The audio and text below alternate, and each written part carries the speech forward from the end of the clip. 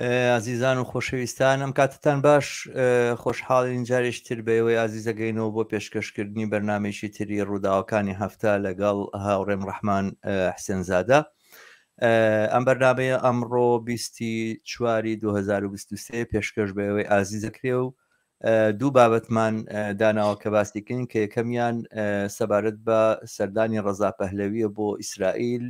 ناونیشانەکەشی ڕەزا پەهلەوی لە باوەشی فاشیزمی حکوومەتی ناتانیاهۆدا. ئەوی تریشیان سەبارەت بە کۆڕبەندی کۆڵنا بۆ پشتیوانیکردن لە منشوری ڕێکخراوە مەدەنیەکانی ئێران.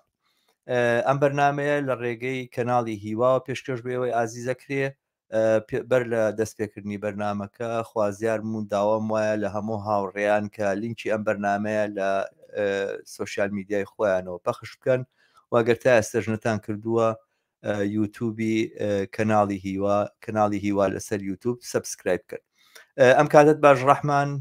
ئومێدەوارم ڕۆژێکی باشت ببێتە ئێستا. زۆر سپاسی وادارم تۆش ڕۆژێکی باشت نابێتە پرسەر.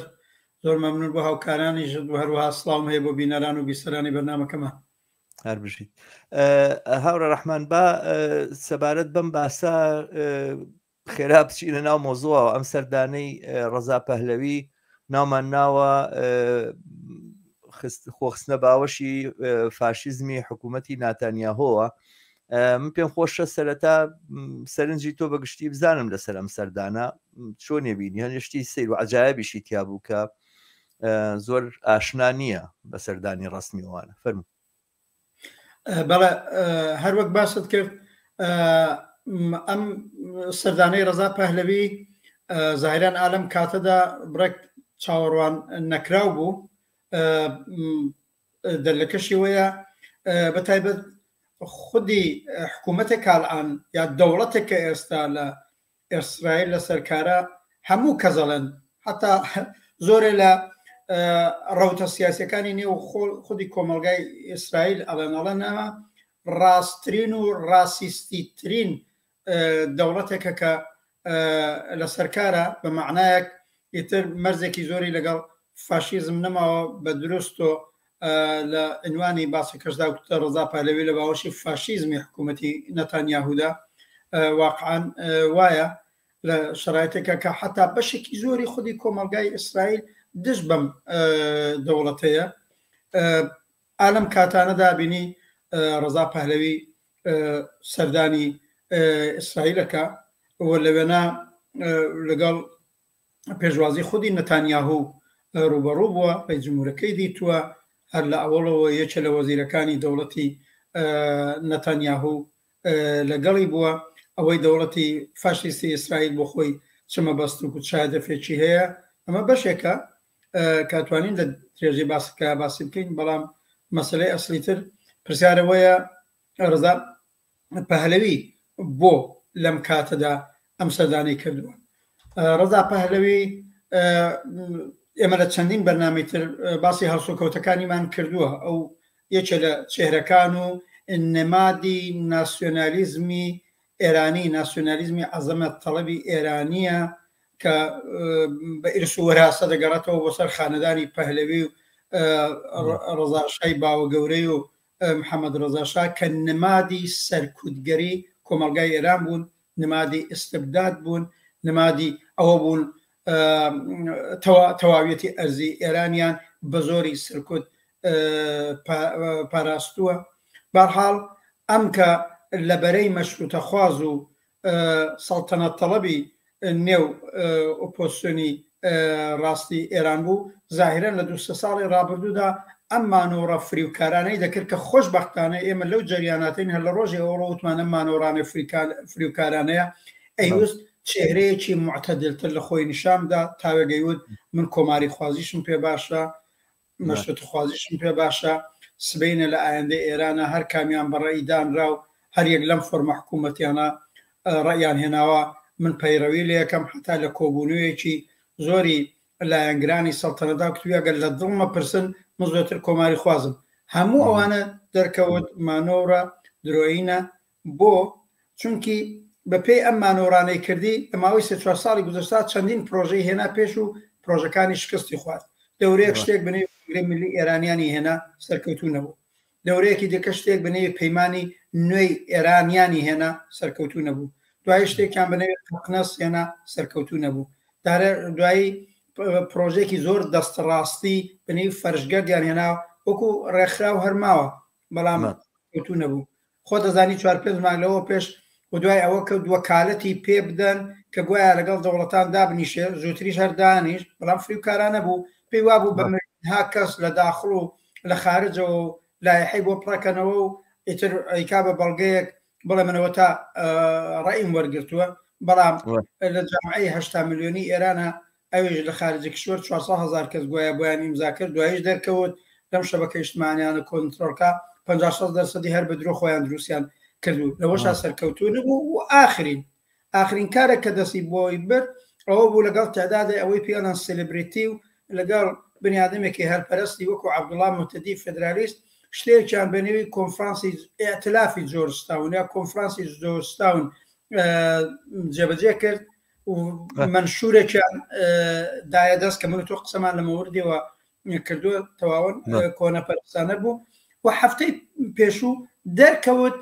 ئەوەش بەرحاڵ لێک ترازاوە و بەرەو تەوابوون ڕۆیشتوە و ئتفاقان خودی ڕزا پەهلەوی بە تویتێک گەلامی کردوتی من عدەیەکی تازەم پێشنیات کردووە بەم جەمعە زیاد بن بەڵام قبول نەکراوە ئێتر لەوە بەولاوە من هەر پابەندی هاوکاری لەگەڵ ئەمانە نیم یعنی کاری ترەکەم و کاری دەنەچە من مەزورمەوە بڵێم ئەم داستانم بۆیە باس کرد بڵێم پرۆژەکانی سەر نەکەوتوو بوون بۆ بەتایبەت بەرەی ڕاستی ئیفراتی مەشروتە خواز و سەڵتەنەت تەڵەب زۆری بەدەستەوە ناڕازی بوون واردێم کۆنفرانسی جۆرجتاونە ببوو بە قەولی ئەوان بازێک ئیمتیازاتی بە ئێتنیکەکان و بە سلبرەتیەکان دابوو لەژێر زەختی ئەوانی شابوو بەرحاڵ ئان کە لەوە دەرچوو گەڕایەوە بۆ باوشی بزوتنەوە ئەسلیەکەی خۆی کە مەشروتە خوازی و سەڵتەنەت خوازیە و بۆ ئەوەی لەوێ ئەعتمادی پێ بکەنە بێ دەستە ڕاستیەکانی ئەوێنەی ئەعتمادی پێ بکەن چونکی جڵەوی سەڵتەنەت خوازی بەدەست ئەوانەوەیە و بۆیە کارێکی بکردایە ئاعتمادی ئەوان بەدەست بێنێ لە منە پرسی لە بەتنی ئاوادا بۆ قەرەبووکردنەوەی ئەو ناکامیانەی تا ئێستای بۆ بەدڵهێنانی بەدەستهێنانی ئاعتمادی باڵی هەرە ڕاست و فاشیستی نەو مەشروتە خواز و سەڵتەنەت تەڵەبخواز لەم وەختەدا دەستیدا ئەم کارە و ئەم سەفەرە بۆ ئیسرائیل ئەمە دوو کاری تا بوو یەک ئەو وەکو نمادی مەشروتە خوازی دەوڵەتی ئیسرائیل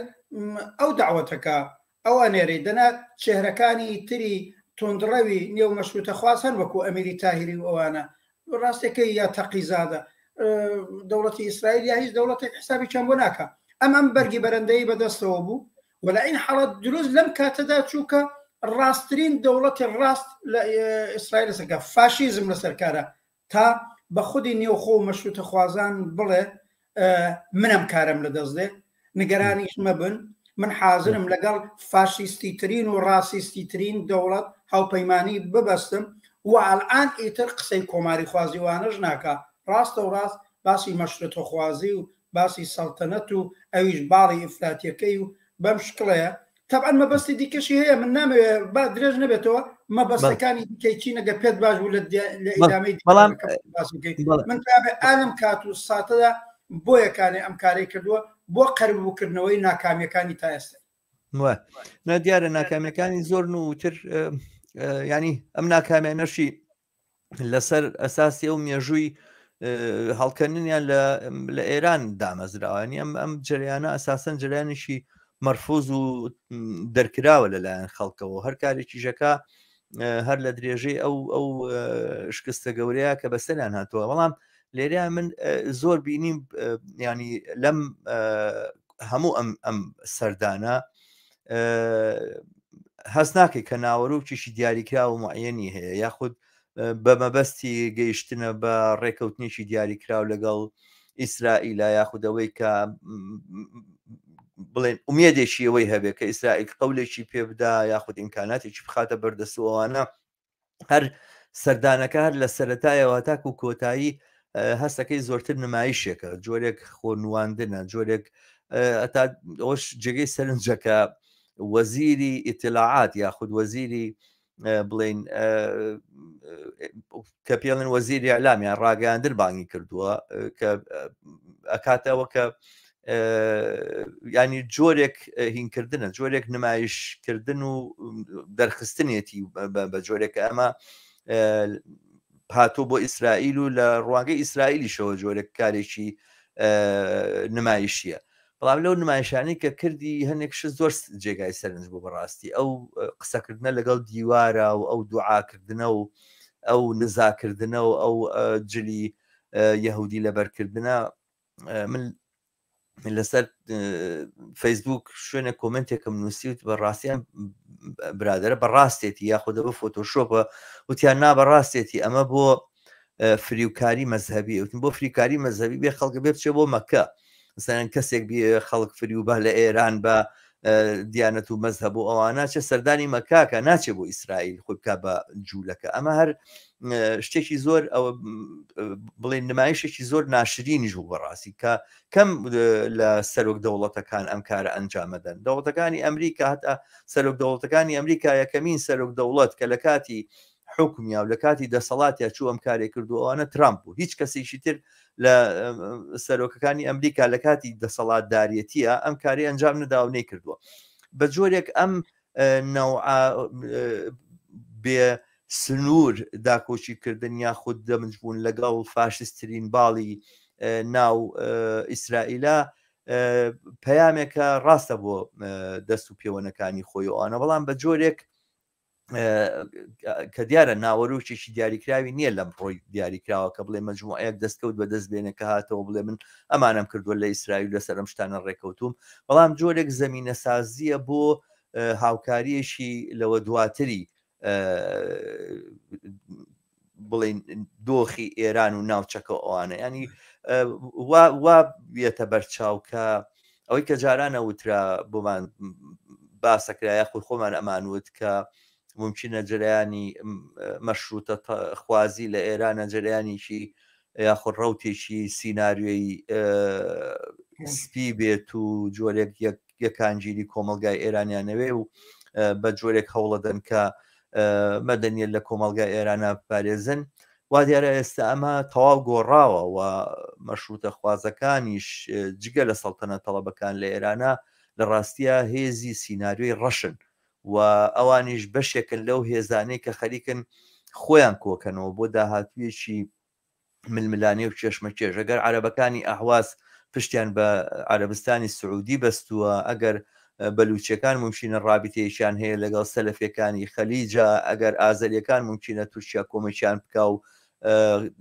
منتیقەیەک و ناوچەیە کۆنتترۆل بکەن ئەوەی کە لە خەیاڵی خۆیانە یاخود عەبدوڵای موتەدی و حیزبی دیموکرات و کۆمەکی پارتی دیموکراتی کوردستان ئەم کارە بکە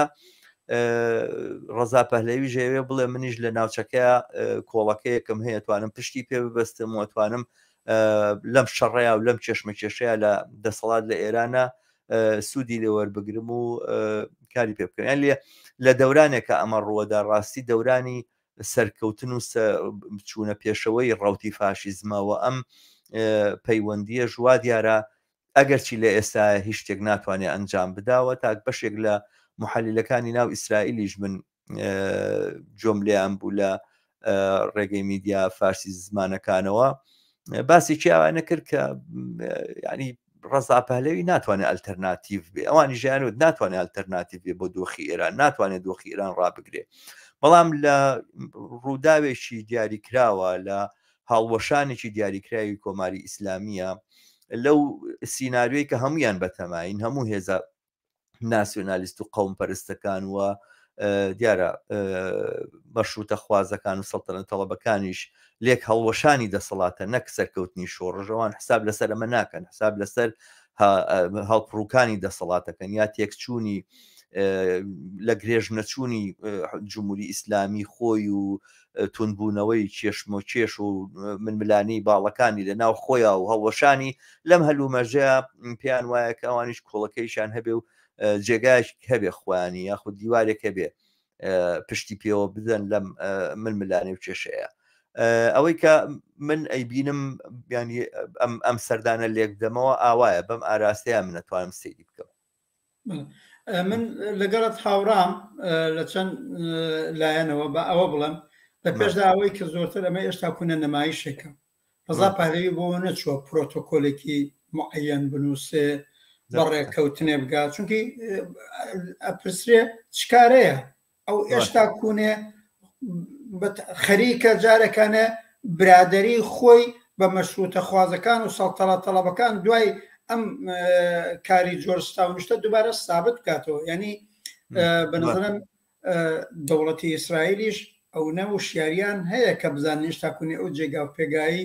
نییە نە لە نێو خۆی ئێرانە لە نێو ئۆپۆسیۆنە حتا لە نێو مەشروت خوازەکانە جێی لەقە اتفاقان بەڵێ جارە زۆرتر نەمایشێکە بە شێوەی داوەتەکەشی بڵین ڕاستەوخۆ هیچ لایەنێک هیچ بەشێک لە دەوڵەتی ئیسرائیل و دەم و دەستگای دەوڵەتی داوەتیان نەکردەوە من هەر ئەمڕۆ گوێم لە مقابلەیەک بوو لەگەڵ کەسێک بنەی منە شەئەمیر ئەیکەن منە شەئەمیر ساڵهای ساڵ بەرپرسی ڕادیۆی فارسی ئیسرائیل بووە خەڵکی ئێران باش ئەیناسن و کەسێکە تەبەن زۆریش لایەنگری خودی ڕەزا پەهلەوی و خانەدانی سەڵتەنەتە ئەوڕۆ ئەو دەرکاندی وتی ئەساسی داوەتەکە یەکێ لە هەرە دەوڵەمەندەکانی خودی ئیسرائیل داوەتی کردووە بەڵام ئەو هەرە دەوڵەمەندە بخۆی وادارە پەیوەندی لەگەڵ دەوڵەت هەیە بە تایبەت لەگەڵ ئەو وەزیری ئیتلاعاتە وەدارە بینی خۆشە وەک مارکس وتوێتی هەموو دەوڵەتەکانی دنیا کومیتەی ئیجرایی سەرمایەدارەکانن کومیتەی تەنفیزی سەرمایەدارەکانن و دیارە ئەم دەوڵەتی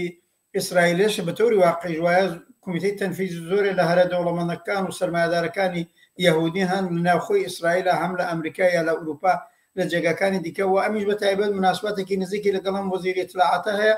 دەنەچ ئەسەن داوەتەکە زۆر ڕسمی و دەوڵەتی نەبووە داوەتەکە بەم شکڵە بووە بەڵام ئەو بنیادەمە دەستێڕوە عاقبەت داوای کردووە دەوڵەتیش بە ڕسمی بیبینن ئەوەیە نەتانیاهو ئەی بینە ئەوەیە بە تایبەت ئەو لە ڕۆژێکی شووە ئەو ڕۆژی هۆلۆکاستەکە بووە بۆیان مهمەیتر میوانی جۆرا و جۆریان بێ بۆیە بۆ معنایە بەڵێ داوەتکردنەکە هەر نەمایشیە خودی ئەمە زۆرتر نەمایشێکە هەم بۆ دەوڵەتی ئیسرائیل لە ئەمریکا ویستم وتم وەزیری اطلاعات داوەتی کردووە داوەتی ڕسمی من لە تەلەڤیزیۆنی BBC و جملە بوو دیارە ئەم زانیاریکە توێڵێ ئێستا ئەمیرەوی نەخێر ئەو کەسە داوەتی کردووە و بەڵام بە هاوکاری لەگەڵ ئەم وەزیری اطلاعاتە ئەوە ئاوایە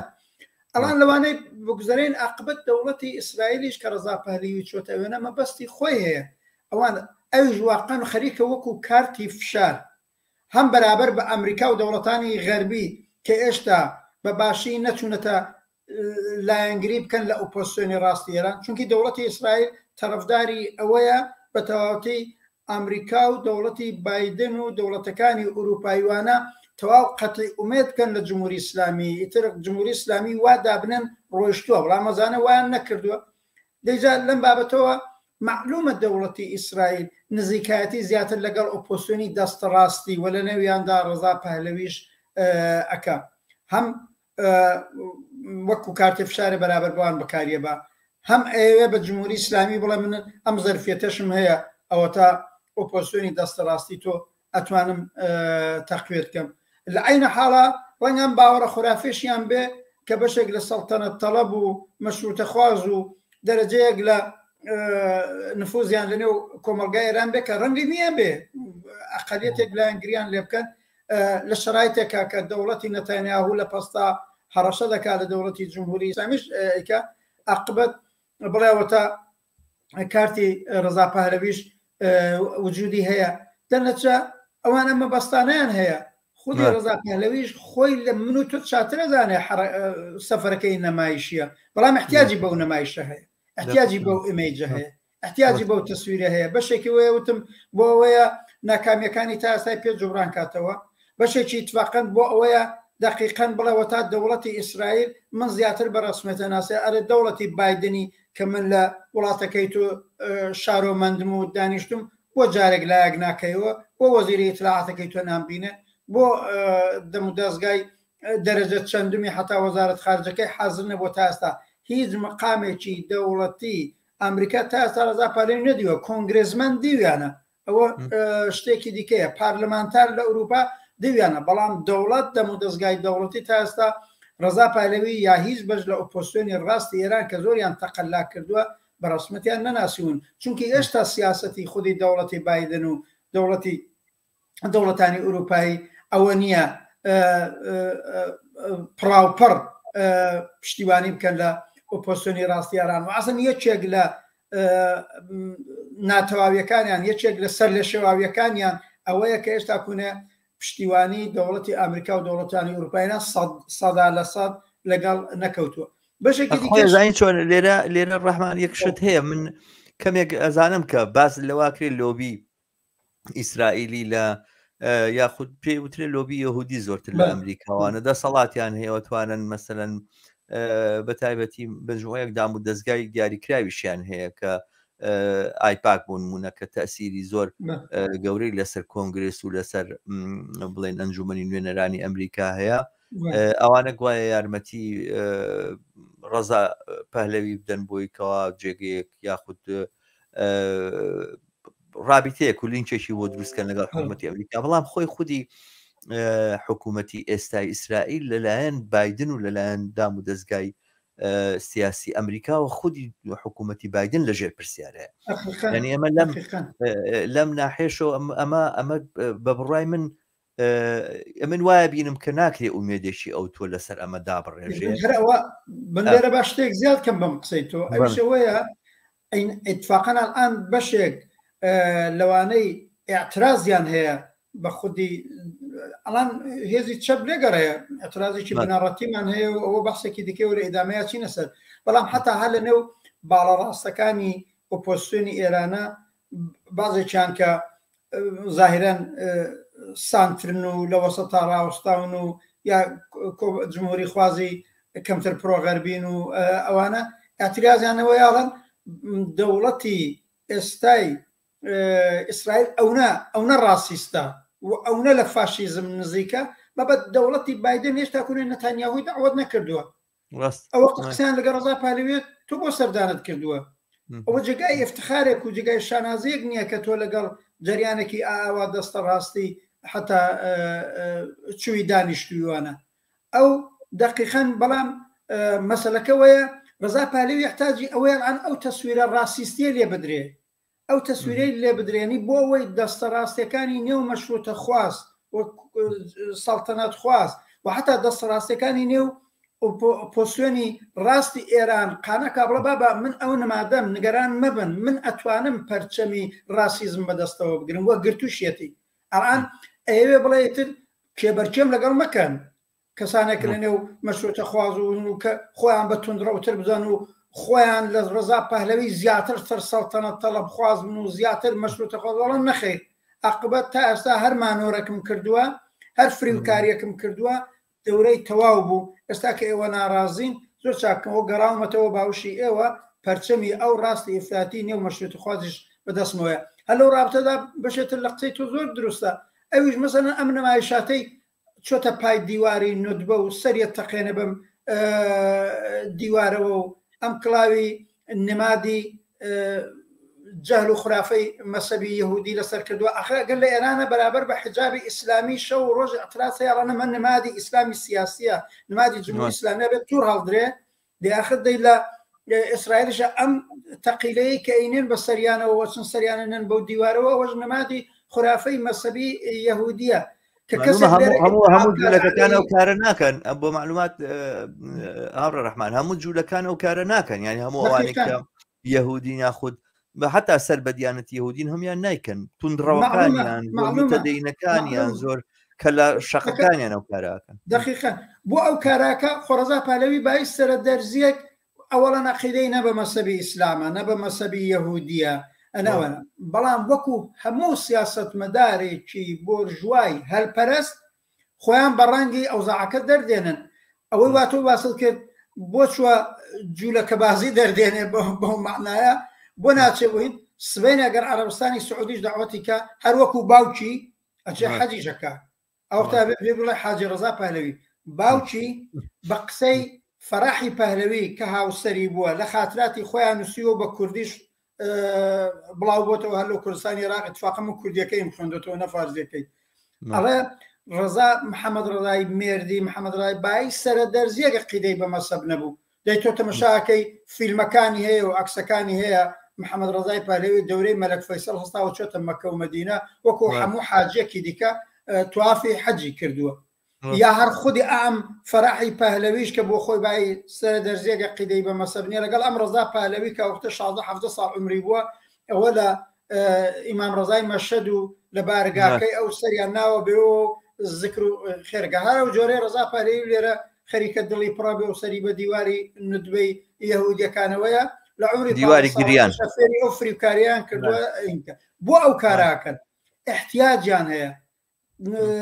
چینی دەسەڵەتداری بۆ ژوای کۆنەپەرزی ترەوە قسەیەکی جێکەوتووەڵەن احتیاجیان بە خرافەی مەسەب هەیە احتیاجیان بە خرافەی ناسیۆنالیستی و قازانج و بەرژەوەندی نەتەوایەتی ئەوانە هەیە بۆچی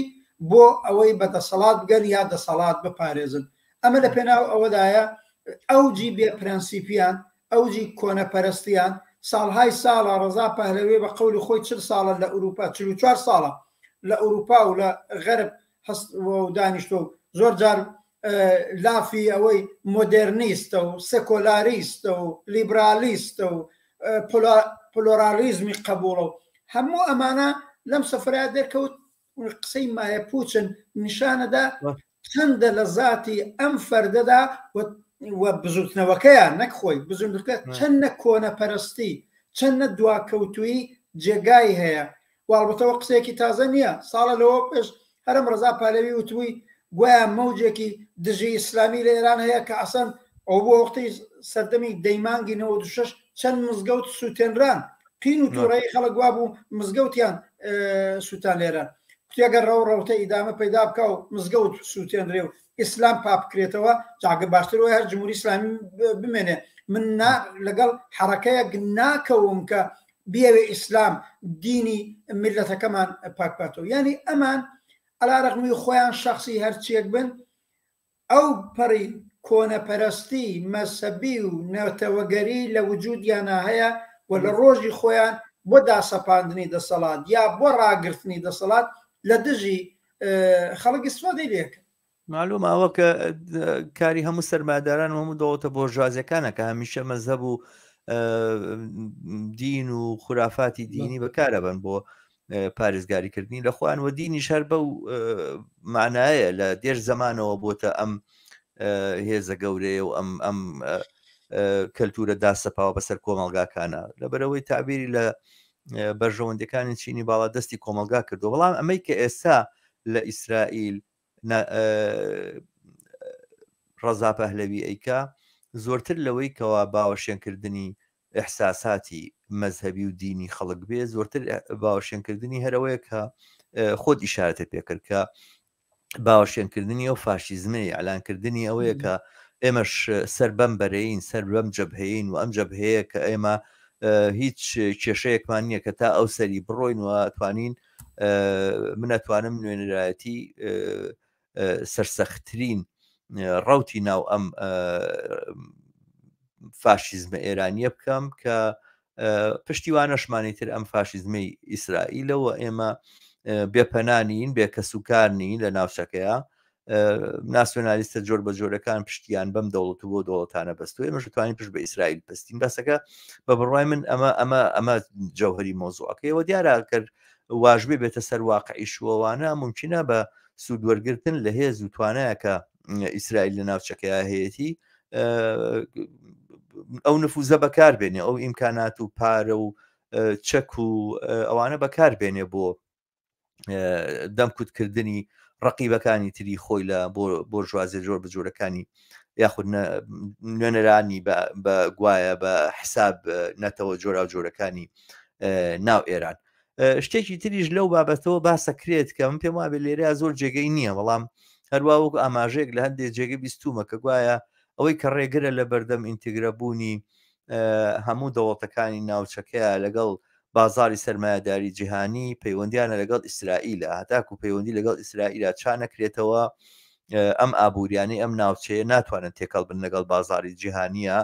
وامە عقبەیەک و کێشەیەکی بەرجەستەی بەردەمیانەوە ڕگوای ڕەزا پەهلەوی لەم ڕێگاوێ بڵێ بۆ داهاتووی ئابووری ئێران و پێشکەوتنی ئابووری ئێران و دەمجبوونی بە بازاری جیهانیەوە ئێمە ئیسرائیلمان لە پشتە دیارە ئەمە ئەیتوانی ڕیوایەتی 20 ساڵ لەمەوە بەربێ بەڵام ئەمڕۆ لە دەرکەوتنی هێزێکی وەکو چین و ئەو بلۆکەی تری ئابووری لە دنیاە ئەمە ئەو مۆزوعەتی جارانی نەماوە. بەرحاڵ من وازانم کە تەحلیلات زۆر بۆ لەم بابەتانەوە ئەوەنەی کە پێویست بکە لەم ڕۆیە ئێمە ئەم بابەتەمان پۆشی ئەگەر کۆمەتێکی تر نەماوە یاخود سەرنجێکی تر نەماوە هاوڕێ ڕەحمان بچینە سەر باسی دووەممان کە سەبارەت بە وەڵام نوکتەیەکم لەسەر قسەیەکی دروستی پێشووی تۆ هەیە بەڵێ لە بەسی پێشوە باست کرد کە دەورانێک بە دروست ئێمە وەکو کۆمونیزم کاریگەری ئەو سەردەمەی سناریۆی ڕەش و سپی مەسوود حکومەت نووسی باسی ئەوەی کرد کە جریانی مەشروتەخواز لە ئێران بە دەلیلەوەی ترندێکی کاپیتالیستی جێکەوتوو لە نێو اقتصادی سیاسی و اقتصادی ئێرانە هەیە و قاعدەن ئەوانە خوازیاری ئەوەن شرایطی هێمن لە کۆمەلگای ئێرانە بێ بۆ ئەوەی سەرمایه‌داری ڕەونەق بگرێ و ئەوەی پێڵەن گەردشی سەرمایە و پەیوەندێکی نۆرمال لەگەڵ بانکی جیهانی و لەگەڵ ئەمریکا و لەگەڵ وڵاتانی غەربی ئەوە بێ بەو پێ ئەوان پشێوی لە ئێران یاوەی پیاڵین سناریۆی ڕەش یاوەی لەدبوون و ئەو چێشە قەومی مەسەبیانەی کە پەرەبگرێ ئەویان ناوێت. ئەو سەردەم 25 ساڵەوە پێش هەر بە قسە و بازێک کە ئەم مەشروتە 30 ساڵەوە پێش بوو ئەم مەشروتە خوازان و خودی ئەم ڕەزا پەهلەوی ئەو وەختە ئەم نەوع قسانەی ئێستای ئەوی گۆپاڵی تەواوێتی ئەرزی بگرێ بەدەستەوە بام و ئەو بڵێ تەزیەت تەڵە بوو لەلایەکی دیکەەوە بڵێ جاگەر ڕەوتێک ببێ بێوێ مەسەب کۆکاتەوە من لەگەڵی نیم و بەم جۆرە هاوجاتی خۆی لەگەڵ ناسیۆنالیستە دەستە ڕاستیەکانی ئێرانی نیشاندا ئەو وەختەمانیان ناوت ئەوختە زۆر ملایمتر و عادیتر و ظاهران معتەدلتر قسانە کرد ئەو سەردەم من پێما بێ مەلێکدانەوەیەکی دروست بوو بەڵام ئێستا ڕازەکەی من تەوافق لەگەڵەوە ئێستا بە نظرم هەرم مەشروتە خواز و سەڵتەنەت تەڵەب و هەر لەم دەورانە و بەو کاراکتەری بە چەند هۆل لە خۆیان نیشاندا یەکەمەوەی هەرم تۆ بینی خرۆشێکی جەماوەری هەژمانگە لە شارەکانی ئێرانە بوون هەمبەستە و سەراسەری لە سەراسەری ئێرانە لە هیچ کوێ هیچ کەس بەحسی تەواوێتی ئەرزی نەبوو نە لە شاری کوردستان نە لە سەراسەری ئێران نە لە تاران نە لە دڵێوانە لە هیچ نە لە جامعەکان نە لە زانکۆکان نەباسی جیابوونەوە بوو لە ئێران نەباسی تەواوێتی ئەرزی بوو نەباسی تەواوێتی ئەرزی و باسی ئەوانە بوو لە پێشدا هەرم شخصی ڕەزا پەهلەوی و سەڵتەنە تەڵەبەکان و مەشروتە خواز ئەمایان وەڕێ خست بە مەبەستیش وەڕیان خست اتفاقاً بۆ ئەوەی مانع دروست بکەن لە بەرابەر ئەو فەزا شۆڕەجێرانەدا ئەو ئاستە لە وشیاری کە لە نێو خەباتی یەک پارچە و سەراسەری ئەم هەژمانگەی ئەو وەختە تازە 5-6 مانگ بوو ئێراندا وجود بە ئەنقەست ئەم باسە ناسیۆنالیستی و تەفرەقە ئەندازەیان بەرز کردەوە لە بەرابەریشدا بەڵێ فدرالیستەکانی ژەوەی تۆ ئیشارە پێکەیت ئەوانش کەوتنە کاردانەوە و بیانەوێ بە قەولی خۆیان هەر گوتاری ناسیۆنالیستی چ سەراسەری ئێرانی چه گوتاری ناسیۆنالیستی فدرالیستی مەحەلی وەڕێ بخەن هەردوو لایەن بە مەبەز بۆ بەربەرەکانێک کردن لەگەڵ مەدێکی شۆڕەجێرانە و وشیارەتی باڵا موفقش نەبوون تا ئێستا دێ ئەمەیان کردووە بەش بە حاڵی خۆیان ڕانەکەم لە نێو خودی ئۆپۆسیۆنی ڕاستەکە قەرار بوو هەمە باهەم بن ئەوانش هەمە باهەمەکان و یەکگرتوویەکان ئەتواقەن تێک چووە و ئابینی یەڵان بەکردەوەژە چێ لە پەنای نەتانیاهو و فاشیستی ترین دەوڵەت و سناریۆ ڕەشترین تەرزی فکر ڕاوەستێ دەنەچە منیش پێم وابێ ئەم ڕەوتە یەڵان ڕەزا پەهلەوی نمایاندەجی بکە بۆ خۆیان بەشێکن ئەگەر ئیمکانیان بۆ پەیدا بێ بەشێکە بن لە خوڵقیاندنی سناریۆی ڕژ لە کۆمەلگای ئێرانە و بێ زۆر زۆر وشیار بین و ئاخرین قسەم ئەوەیە ئەویژەوەیە ئەم حرەکەتی ڕەزا پەهلەوی و ڕاستەکانی ئێران و ڕاستی مەشروتە خواز و سەڵتەنەت خواز و هەر منەوە بڵێم بەڕاستی زیندووکردنەوەی سەڵتەنەت لە کۆمەلگای ئێران مەحاڵە نابێت ئەمە بە کۆماری خوازیەوە و بە چەپیەوە و بە لیبرالیەوە و بە بەشێکی زۆری لە دژی ئەوەن ئەوە نابێت بەڵام ئەوەی ناسیۆنالیزمی عەزەمەت تەڵەبی ئێرانی ئەم هەرسوو کەوتاناکە پەیامی بۆ چەپەکانیشتیایە پەیامی بۆ ئێمە کرێکار و کۆمۆنیستەکانیشتیە ئەبێ بە جددی وەربگیرێت ئەلاڕەقمی کاریان نمایشی بێ ئێستا بە جددی وەرنەگیرابێتن ئێستا ئەو جێگا و پێگایان لە نێو کۆمەلگاکانە بێ بەڵام لەم هەرسوو کەوتانەی دنیایی و منتەقەیدا عاقبەت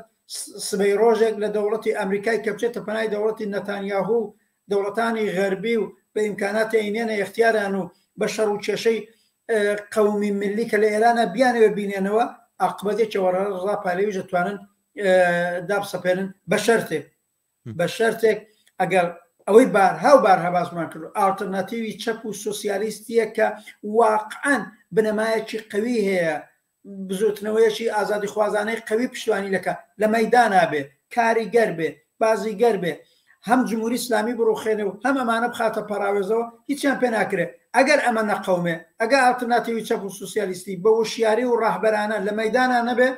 هەموو بەڵایەک بەسەر و کۆمەلگایە دێنن هەروەک لە عێراق دیمان هەروەک لە ئەفغانستان دیمان هەروە من یەک شتە لێرە کۆتایی پێبێنین بەڵام من دوو سەرنجی کورتم هەیە یەکەمیان ئەڵێم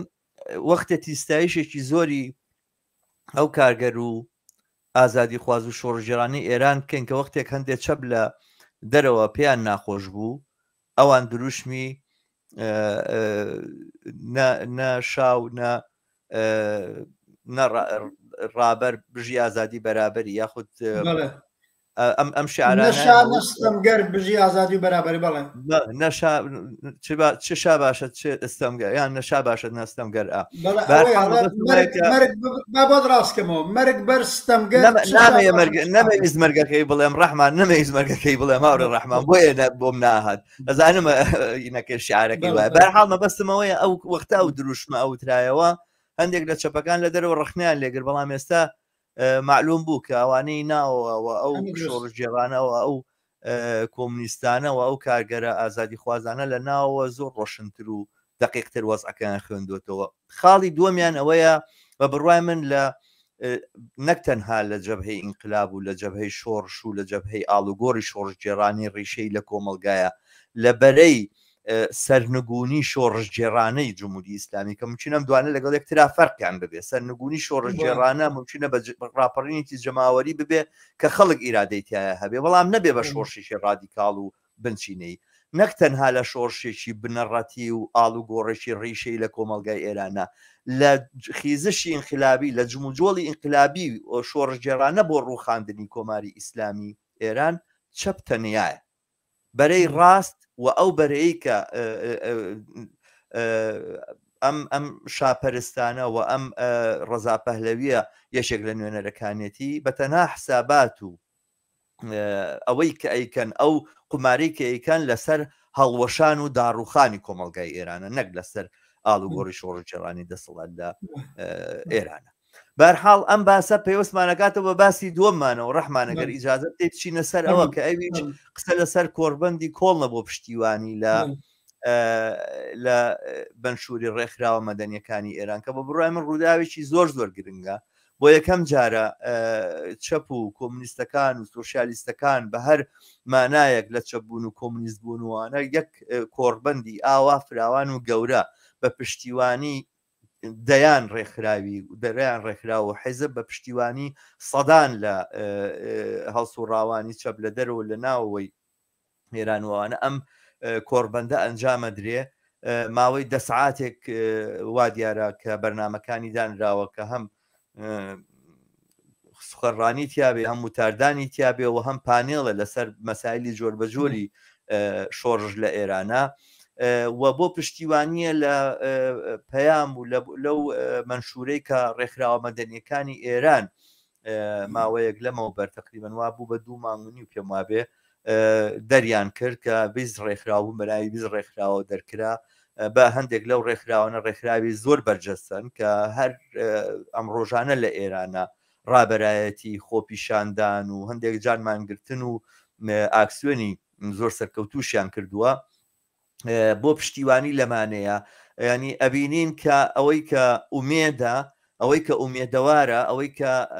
لە پێشەوەی ئەم ڕیزەیە بە جۆرێک دەرەکەوێ بەم نەمادەوە بەم سیمبولانەوە کە ئەیبینین چەپە من پێم وابێ هەنگاوێکی زۆر ڕوو لە پێشە و جێگای ئەوەیە کە قسەوباسی لەسەر ئەزانم ئێوە خۆتان یەکێکن لە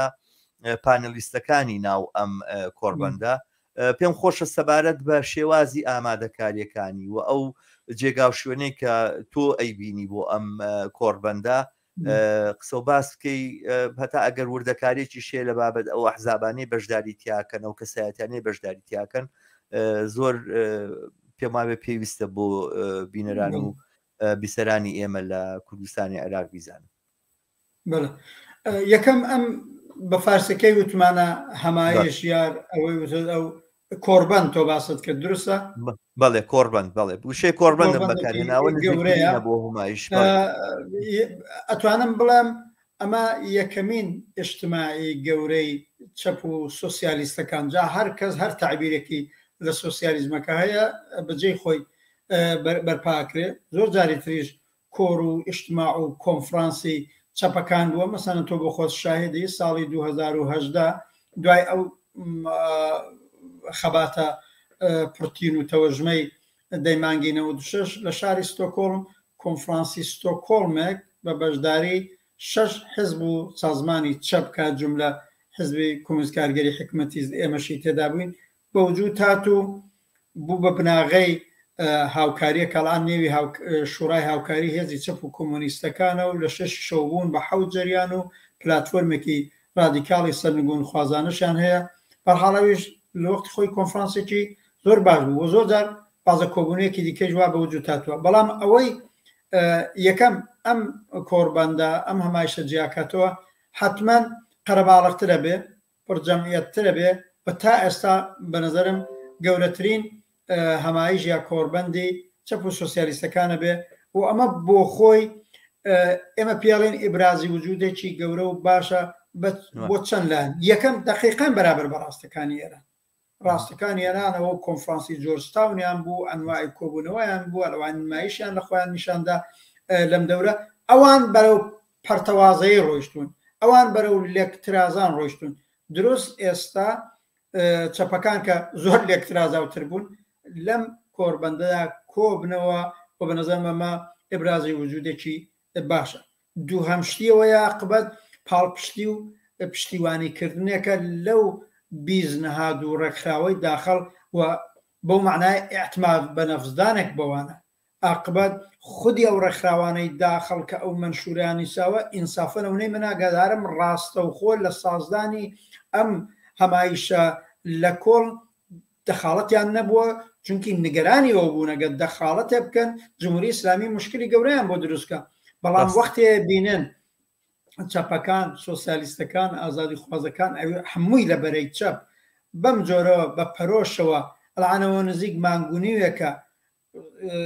سازماندەهی بۆکەن بانگوازی بۆکەن زەحمەتی بۆ کێشن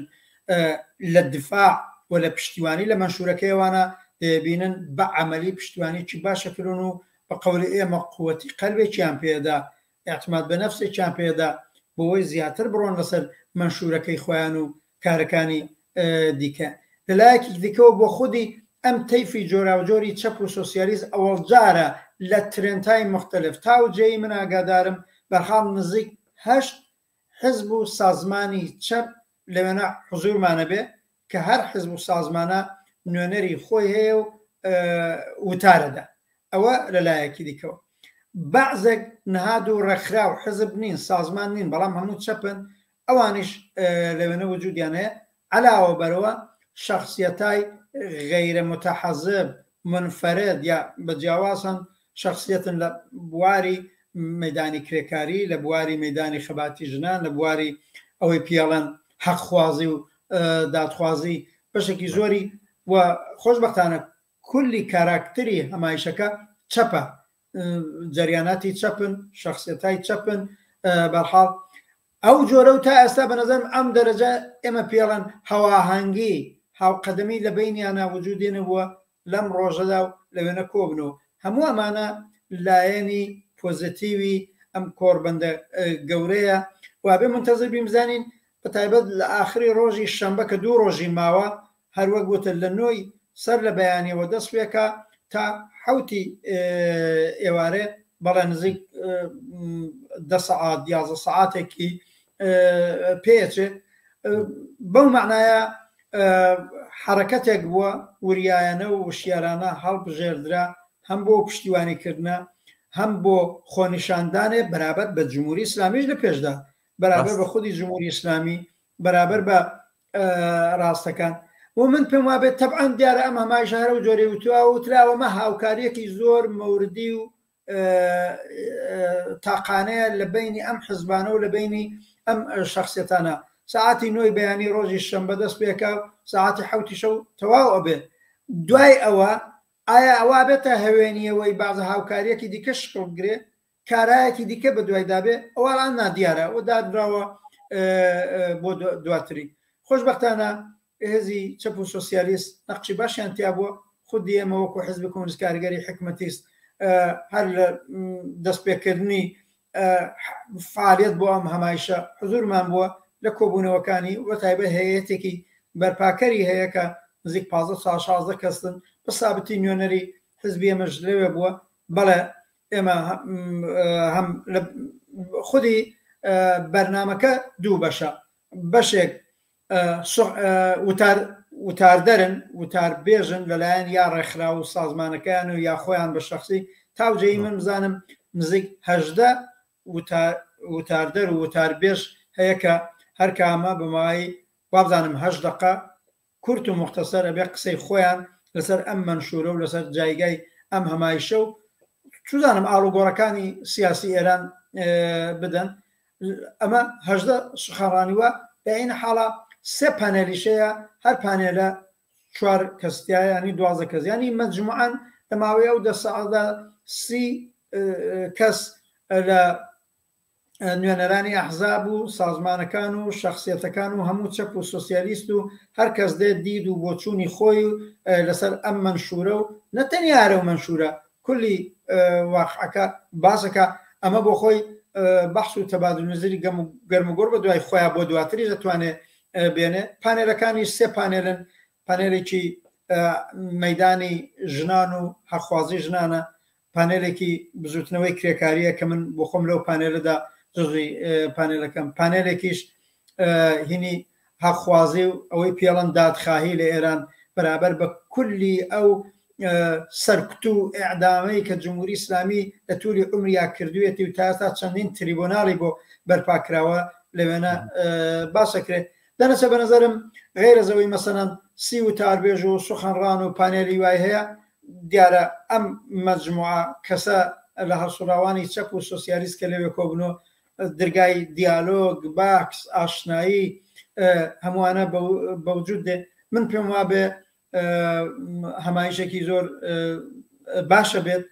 موفقە بێت سەرکەوتوو بێت تەبعاً دیارە کاری زۆری ویستووە بە تایبەت هەیئەتی بەرپاکەرەکەی بەڕاستی من لە نزیکەوە ئاگدارم زەحمەتە زۆریان کێشاوە و ئاسانی ژنیە عاقبەت تۆ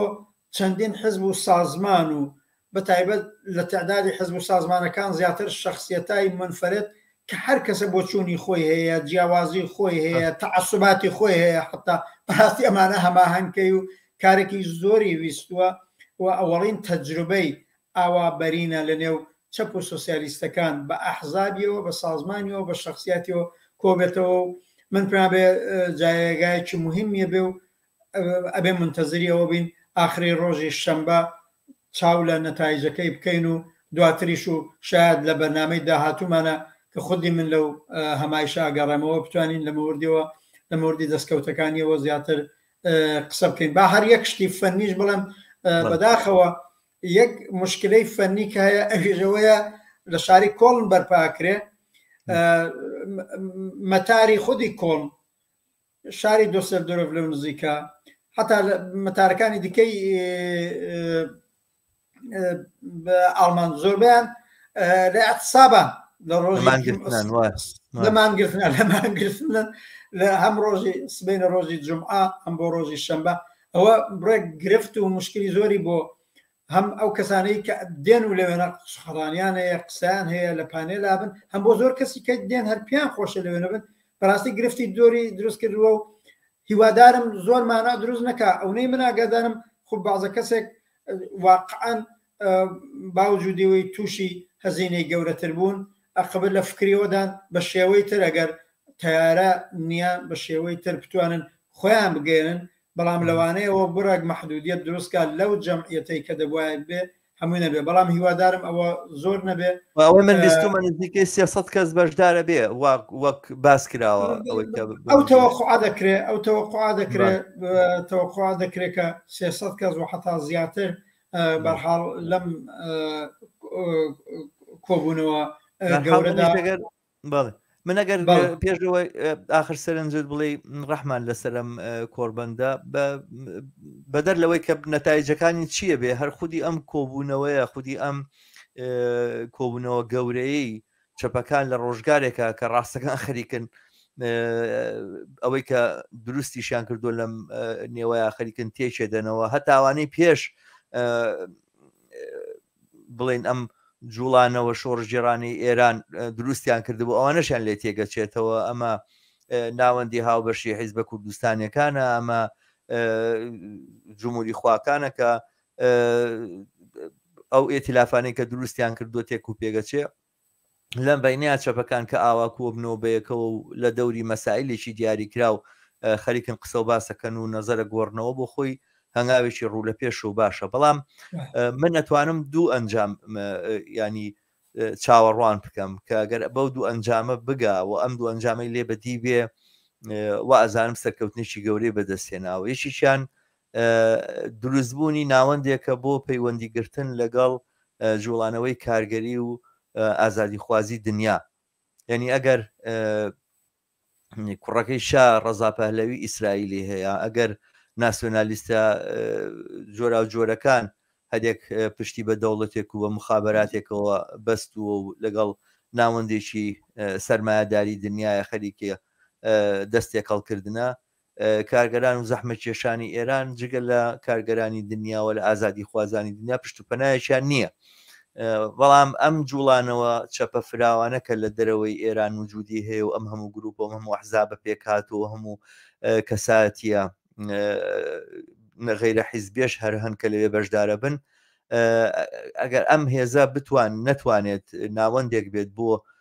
ڕاکێشانی ئەو پشتیوانیەوە پردێک بێ بۆ پێیوەستکردنی کارگەران و زەحمە کێشانی ئێران بەم جوڵانەوە جیهانی بە بڕای من فرسەتێکی زۆر زۆر گەورە لە دەستەدا کە ئومێدەوارم یەکێک لە ئەنجامەکانی ئەمە بێ ناوەندێک بارحاڵ دروست ببێ شتی زۆر سیر و عجایب ناوە ئەوە نا هەر ئەوەی کە لەو منشورەیە باس کراوە لەو منشورەیە هاتووە هەر لە دەوری ئەوە پشتیوانی بۆ ئەم جوڵانەوەیە کۆ بکرێتەوە کە پێم وایە هەموو ئەوەی کە پشتیوانی لە جوڵانەوەی شۆڕژێرانی ژیان ئازادی کردو ئامادابێت لە پشتی حرەکەتێکی لەو بابەتەوە بوەستێ لە پشتی منشورێکی لەو بابەتەوە بۆستەوە دەستکەوتێکی گەورە ئەبێ دووەم شە تێڕوانینێک و تێگەیشتنیێکی نوێیە بۆ هاوکاریکردن و تەحەزوب بەڕاستی ئەنی شورا و شورا کارگەریەکان و شورا جەماوەریەکان و شورا خەڵکیەکان لە هیچ شوێنێکی دنیا جێگای تەحەزوبی کۆمونیستی ناگرنەوە بەڵام تەحەزوبی کۆمونیستی بە بڕای من پێویستی بە چوارچێوەیەکی فراوانتر هەیە لەم ڕۆیە کە سەیری بکەین و پێویستمان بەوەیە کە زۆرتر پراکتیک و کاری کۆمونیستەکان بەمە حەق دابنین و ئەوە بکەین بە سەرەتای هاوکاری و پێکەوە کارکردن ئەگەر تێڕوانێکی لەم بابەتە لێرەیە بتوانێت بەرجەستە ببێتەوە لەم کۆربەندەیەوە لەم کۆربەندە بە دواوە ڕێگایەت کاتەوە بۆ نزیک بوونەوەی زۆرتری ئەو گروپ و دەستانەی کە لە دەرەوەن بەڕاستی چونکە لە ناوە من وا هەستەکەم کارگەران و کۆمونیستەکانی ناوە زۆر لە پاڵیەکان و زۆر باش بەیەکەوە هاوکاریەکەن و ئەوانە زۆرتر ئەگەر دەرەوە لیان بگەڕێنەوەوانە ومچینە هاوکاریەکان باشتریش پێش بکەوێ بەڵام بەرحاڵەوەی دەرەوە ئەو نوێنەرە ناسراوانە کە بەرحاڵ ئەوانە شخصیاتێکی ئەم جوڵانەوە کۆمونیستی ئێمن هەموون بەش و پارچەی ئەو شتە گەورەیەن کە من و تۆ ڕەنگە بە کۆمونیزمی کارگەری ناوی بەرین و پێی بڵێن کۆمونیزمی کارگەری ئەگەرچی کەسەکە خۆشی بە کۆمونیزمی کارگەری نەزانێ بەڵام بەشێکە لەم جوڵانەوەیە کە لێرە و لەوێک لەناو ئەم ئەحزاب و ئەم گروپە ئەو گروپە ممکنە هەبێ تێڕوانینێک بۆ تەحەزوبی کۆمونیستی کارگەری کە نەک تەمکینکردنە بە شورا و کاری شورایی و پێشخستنی شورا بەسەر ڕێکخراوی سیاسیە نا ئەو جۆرە لێکدانەوە ئایدۆلۆژی و بەرتەسکەشە بۆ ڕێکخراوی سیاسی کە هەر کەسێک لەسەر دێڕ و فاریزە و نوقتە لەگەڵمان ڕێک نەکەوێت سەر بە من نیە و من دوژمنایەت یەکەم شتێکی نوێ تێڕوانێکی نوێ ئەمڕۆیی ئەوەی کە پێویستە بۆ سەرکەوتنی جوڵانەوەی شۆڕژێڕانی ئێران لەم کۆڕبەندە بێتە دەرەوە، چونکە سەرنجام نەک بە تەنها و گۆڕی شۆڕژێڕانە من دووبارەیە یەکەمەوە خودی سەرنگونی شۆڕژێڕانەی جمهوری ئیسلامی ئێران، ڕزگاربوونی جەماوەری ئێران لە جمهوری ئیسلامی و لە مەترسیەکانی دوای جمهوری ئیسلامی لە تێکچوونی کۆمەلگای ئێران و شپرزەی لە کۆمەلگای ئێرانە چاوەڕێی چەپەکان نەتواننەوە کارە بکەن. ڕاست نایکە، ڕاست کۆمەلگادا ئەوە شوێنە کۆمەلگادا ئەڕزێنێ، ئەوە حەقیقەتێکە هەر ئەمڕۆ توانین بە بەرجەستەیی بیبینین. دوێنێ پێری عەبدوڵای موحتەدی لە پەنا ڕەزا پەهلەویە داریشتە بوون و ئەوانە و زەردەخەنیانە گۆڕیەوە. ئەمڕۆ ڕەزا پەهلەوی لە ئیسرائیلە و لایەن و دەستەکانی لە تەلەڤیزیۆنی من و تۆ خەریکی پەلاماری زۆر فاشستانن بۆ سەر خەڵکی کوردستان و بۆ هەموو ئەوەی کە لە خەڵکی کوردستانە. لەم لاشەوە جەماعەتی عەبدوڵای موحتەدی بەیاننامەیان لەسەر دەرەکەن و بە فاشیست و بە دروشمی ئەو دروشمەی کە بیریان چوو بۆەوە ئێستا بیریان کەوتۆتەوە بەم دیارە ئینتیهازیەتە، دیارە ئەو ئۆپۆرتۆنیزمە. کوردستان گۆڕستانی فاشستان ئەڵێنەوە بەڕووی سەڵتەنە تەڵەبەکانە. ینی ئەوانە ئەوە ماهیەتیانە و هەر لە ئێستا و دەرەکەوێت ئەوان چیان داناوە بۆ ئایندەی ئێران. بە بڕای من ئایندەی ئێران هەر ئەتوانێت بەدەستی چەپەکان ئایندێکی پرشنگدار بێ، بە ئومێدەی کە ئەم کۆڕبەندە بتوانێت ئەو دوو ئەنجامەی لێبەدی بێ کە من ئومێدەوارم، بەڵام بەرحاڵ دەبێت چاوەڕوامی بزانین چی ڕوە. من لەم 2 دقە وەختمان ماوە چەند شت بڵم. یەکەم بەڕاستی لەم کاتەدا کە ئەم کۆبوونەوە زۆر بەرفراوانەی چەپەکانەکرێ ئەوەی وا ئیشارەت پێکرد دەقیقاً ڕاستەکان لە ئەو پەڕی پەرتەوازایی و لێکترازانی نێوخۆیانن. ئەوە ئێتلافی جۆرجتاون و ئەوە تەواو بوو، بەڵام هەر ئەوە نییە. ئێتلافی جۆرجتاون لەگەڵ خۆی نەهادێکی دیکەی ڕاستەکان کە تەرکیبە بوون لە مەشروتە خواز و لە کۆماری خواز بەوی شورای مدیریەتی کوزار ئەوشی لێکترازاندووە. لەو لاوە مرکزی هاوکاری ئەحزابی کوردستانیشی لێکترازاندووە کە وەجارێ ئەوانیش چۆن خۆیانەگرنەوە معلوم نییە. عەبدوڵا موحتەدیش دیارە دەستی کردەوە بە پاشەکشەکانی و گەڕانەوە بۆ نێو جەرگەی فدرالیزمە تۆندراوەکەی و بۆ بەیانی کە ئیشارەت پێ کرد و ئەو قسانە بۆی دووبارە ئەوژ ئاعتمادی حزب دموکراتی کوردستان و باقی فدرالیستەکان بەدەستبێنێتەوە چەند ناتوانێت نازانن. دەنەچێت دروست لە کاتی سەرلێشەواوی لە نێو بەرەی ڕاستدا ئەم هەمایشە بەرپاکرێ ئەهمیەتێکی گەورەی هەیە. هیوادارم هەموو چەپ و سۆسیالیستەکانی کە لەوێ بن و ناژبن متەوەجێ و گرنگەی بن. دوو تەوەقعێکی واقعیمان لە خودی و هەمایشە بێ. با منەوە بلێرەوە هەم بۆ بینەر و بیسەر و هەم تۆز ئیشارەت پێکرد. ئەوەی من ئاگادارم و بۆ خۆم لە 1-2 کۆبوونەوە نابووم و ئەم لە هەیەتی بەرگوزاریەکەی بڕیاری داوە قەرار نییە لە ڕۆژی شەمبە ئەم هەمایشە جارێ پرۆتۆکۆلێکی مشترک بدا یا ئەوەی واوتت ناوەندێکی مشترک هەڵببژێرێ بۆ کاری داهاتوانە. ئەم وتراوە کاری ڕۆژێکی معەنە بۆ معنا هەمایشێکی سیاسی و پشتیوانی دەربڕین لەگەڵ ئەویژ ئەوەیە بە وتارەکان بە قسەکان و لە ئاخرۆ تەنیا شتێکە بڕیاری لەسەردا ڕاگەاندنێکی کۆتاییە بێ، راپۆرتێک و ڕاگەاندنێکی کۆتایی ئەبێ. بەڵام ئەو تەوەقعی دوای ئەمە چکارێ بکرێت ئیتروا بێ بدای بنی بۆ دوای ئەو ئەبێ بزانی